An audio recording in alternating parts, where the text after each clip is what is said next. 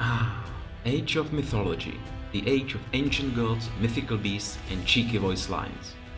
This certainly brings back many treasured memories from my childhood.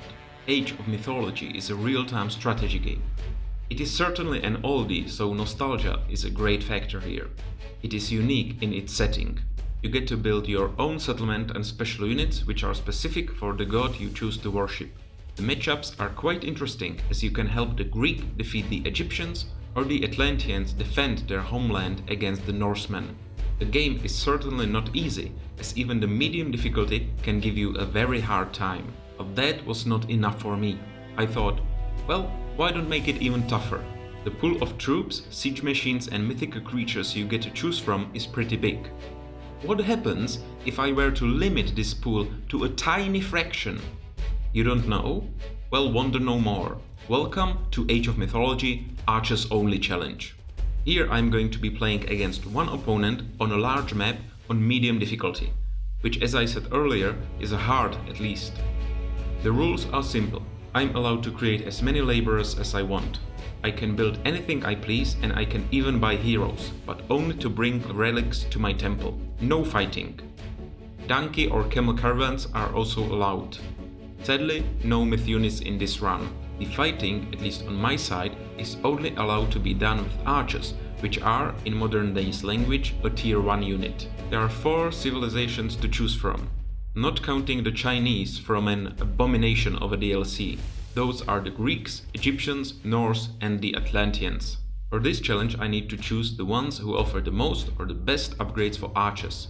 The Atlanteans have awesome archers, but very expensive. The Egyptians provide only troops with slingshots, which would technically be okay, but they are weaker. The Norse are not fitted for the challenge due to the way they gather favor of the gods, which is a resource of sorts. Therefore, we are only left with the Greeks.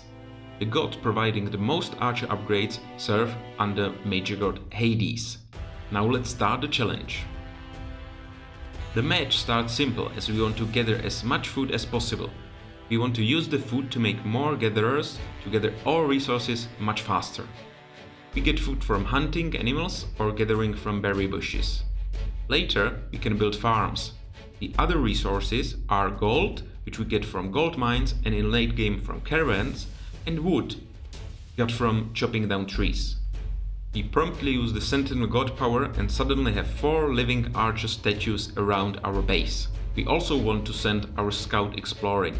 In this age we cannot even train any troops. In order to proceed to the next age and get the favor of a new minor god, we need to build a temple and collect 400 food.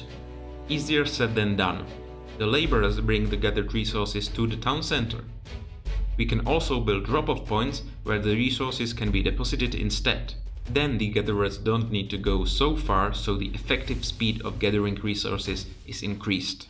We start finding goats on the map, which we bring to the town center and treat them as portable food banks. The population of our settlement is limited.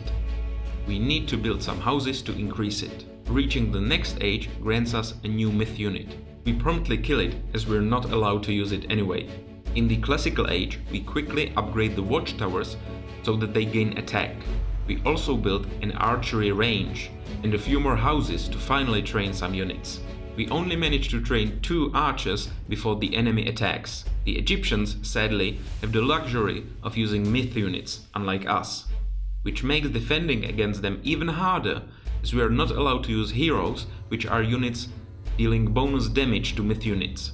With the help of the sentinels, watchtowers and our lone 2 archers, we quickly demolish the attackers and get back to mining. After building an armory, we gain access to human soldier upgrades, such as copper weapons, mail and shields. We try to build more defensive buildings, but another attack comes sooner. We quickly dispatch the attackers, but defending isn't easy. We manage to build a few more watchtowers and deal with more attackers. This time to improve our defenses, so we start building some walls around our settlement. The project doesn't go well as we keep getting attacked. The enemies even raise an army of mummies under the feet of our workers. After a few more hiccups, we manage to finalize the project. With the wall finally done, we are much safer from the enemy attacks. We upgrade the walls so they have higher hit points and start focusing on army building. The hordes of enemies don't stop coming, but now we are prepared for them. Sadly, our workers have cut down too many trees and now the Egyptians can't get past them. We basically have a crack in our walls. We deal with those problems as well, but an unforeseen force is coming our way already. Just a small group of Egyptians attacks, but they use the tornado god power. There's nothing we can do. All our archers nearly get killed. Our town center almost destroyed and the temple collapses completely. We need to rebuild, quick! With the archers fully upgraded, defending against those incoming hordes of enemies is a little easier, not just thanks to their flaming arrows. Even with continuing minor problems, we managed to build a decent army of archers. Now it is time to attack. We make our way to the enemy encampment. After reaching one of the Egyptian town centers, we make destroying it so easy. But before we manage to finish the job, we get a message that the Egyptians have completed a wonder. That is a building which can win them the match. We have only 10 minutes to destroy the wonder or we lose. The enemy camel caravans can be seen in the area. We follow them and find a market. The market can generate gold by sending caravans to the town center and back. We certainly can't let these exist much longer. We also invoke the underworld passage god power to create a portal of sorts. Now we can send soldiers through the passage without having to walk across the entire map. Now it is time to head for the wonder. There isn't much time left. Upon arrival, we're greeted by a small army. We return their earlier tornado favor and give them the taste of an earthquake. This does a lot of damage to the wonder. We keep training more troops and sending them via the underworld passage straight to the battle. Right now, we can't even reach the wonder as the enemies just keep coming. We are quickly running out of time. There are too many of them. We can't make it. We have to reinforce fast. With less than a minute left, we rally the troops for a final push. We would need a miracle to make it. Well, we didn't make it. No miracle to be seen here. This was a wonderful learning experience. I haven't played the game for a few years, and now I jumped straight into this challenge without even warming up. Now I know not to be afraid of early expansion and utilizing the faraway market. Also, I know not to play this game mode with the wonder enabled. But most importantly, I've noticed a small little detail when going for this challenge. I said only archers are allowed, but there are more archer units than I originally thought. I wanted the simple base ones and thought the others wouldn't count. But I think they do. They should. And heck, I'm the one making the rules, so next time I'm allowing all units from the archery range. If you don't want to miss the next challenge, subscribe.